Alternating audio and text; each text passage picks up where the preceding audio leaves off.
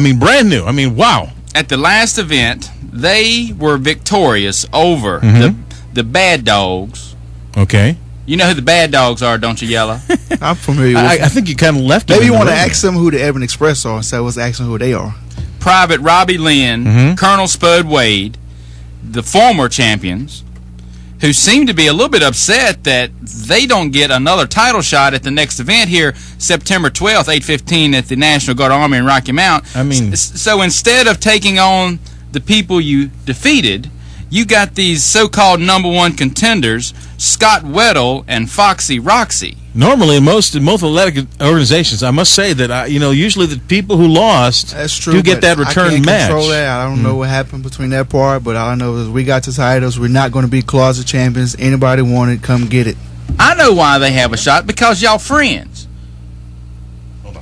We'll take on anybody. It doesn't matter who it is. Last time I saw Foxy Roxy and Scott Weddle, they were being carried off on your shoulders. Were you carrying Foxy Roxy in your arms? I sure was. That's what I thought I saw. We have a caller on the line here. Go ahead, caller. What do you have to say?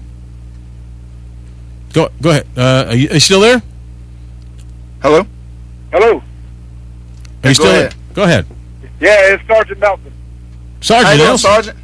Good. How you doing, sir? I'm real good, sir. What happened, Sergeant? You hung up on us. Now you're calling us back. Would the squirrel stop turning and spin the wheel? You hung up on me, sir. We did not hang up on you. You absolutely did. But reason I'm calling is to talk about this Saturday night, 8:15 National Guard Armory. I'm gonna get the monkey off my back. This Ken Steele coming after me, bounty money on me, wanting Ken Steele to get me in this last man standing match.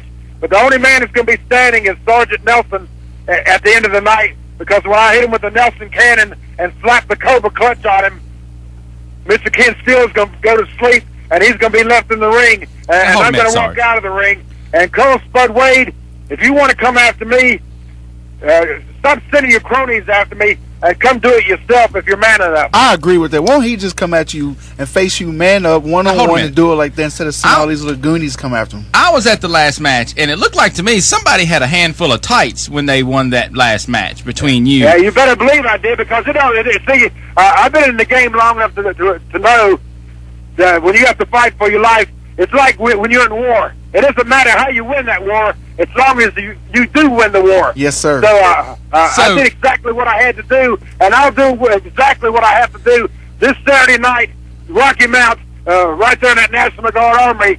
Ken Steele is going to be left laying in the middle of the ring asleep. So you're saying it's okay to lie, steal, and cheat to win victories? You have a man put a bounty on your head and see what you do, Mr. Flo. I'm not into the bounties. I'm not a competitor in ACW. I don't know it looks like to me you have enough trouble with Mr. Colonel Spud Wade yourself. And let me give you a little advice. You better watch your back. I saw exactly what you did. It was right there on camera. What? Yeah, you had the hand his gear back to him, and what did he do? Dropped it in the floor. He had a few choice words for you. If I was you, I would watch my P's and Q's with Colonel Spud Wade. Now hold a minute. I want to know what happened doesn't here. Have any friends, so who's going to help him out? He's not a competitor. Hey, you my friend. You just got friends talking trash about me. No, I didn't. That was somebody else came by. That was Mr. Radio Man across the way. Yeah.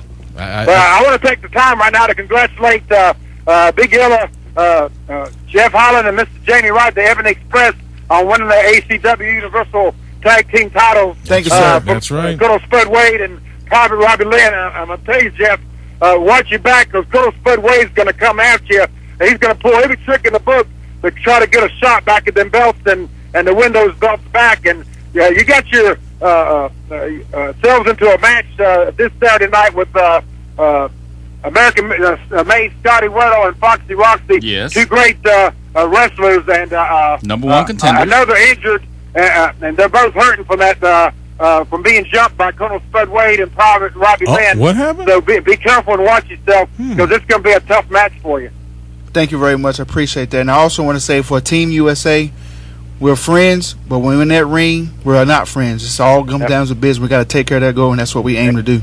Exactly, because when it comes to championships, there is no friends in the wrestling business, and you guys are going to have to be ready, and it's going to be a true test for you. But watch yourselves with Colonel Spud Wade and Private Robbie Lynn, because they're going to be gunning for you.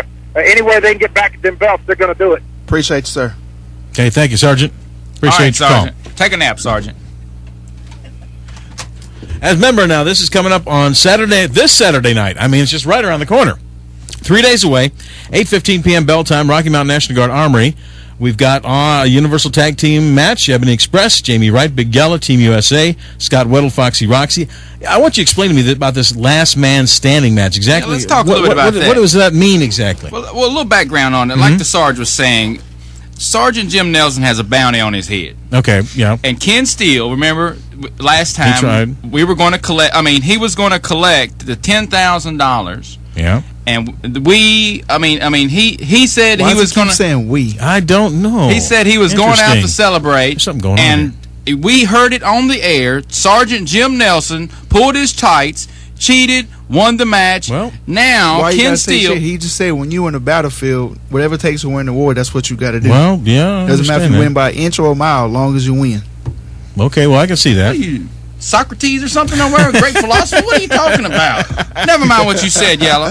What I'm saying is Ken Steele has requested, and he has been given a last man standing match. Okay. So to win this match, okay, you have to be the last man standing. As simple so as that. you can't get up. It's a count of 10. Okay. If he can't make it to his feet within a count of 10, then you lose. That's it. And this could be anywhere. It could be. It doesn't have to be in the ring. On the floor. It might end up at Pizza Hut somewhere. We don't know. It could be over at the We Care concession booth. That's true. Oh my goodness! Or through the We Care concession booth. Exactly. So it could be anywhere, and I know Ken Steele personally is really upset at losing the opportunity for that $10,000.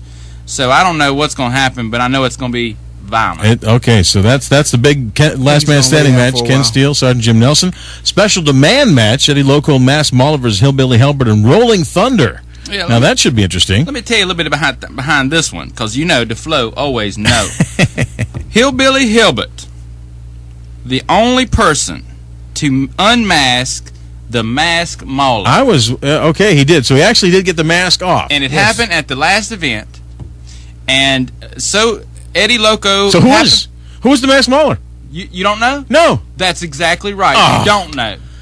Man. Because what happened, Eddie Loco, his partner right now, always sticking his nose in somebody else's business. Also masked man, had a towel at ringside, and somehow the towel got over the mask mauler's face to hide his identity. Oh, so we don't know. So we still don't know, but I know this for a fact. Hillbilly Hilbert kept the mask. He stole it. Oh. Honest keepers. And Mask Mauler is upset. He wants his mask back. And Hillbilly Hilbert went out and got ACW veteran Rolling Thunder to be his tag partner in this special demand match. The return of the great Rolling That's Thunder. right. Wow. So if he wins, Eddie Loco Mask Mauler, does he get his mask back? But he's got another mask to wear because he's not going to go out there without his mask, right? Oh, no, he's not going to go out there with without his mask. A mask. He's going to send somebody and collect it from Hillbilly Hilbert. I don't know if it's going to be September 12th at the Armory or September 11th. It's going to be sometime before the match. Well, I mean, that's assuming maybe they win. We don't know. I mean, What do you mean you don't know? Well, I assume that I think a mask restricts your view a little bit, and you really can't see as well. So I think there's a little just a disadvantage there, and I think Hillbilly Hilbert probably cover his face up. Well, that's true. That's true too. How do you know that? Why you say stuff bad I'm just like saying, that? why you got to hide your face for?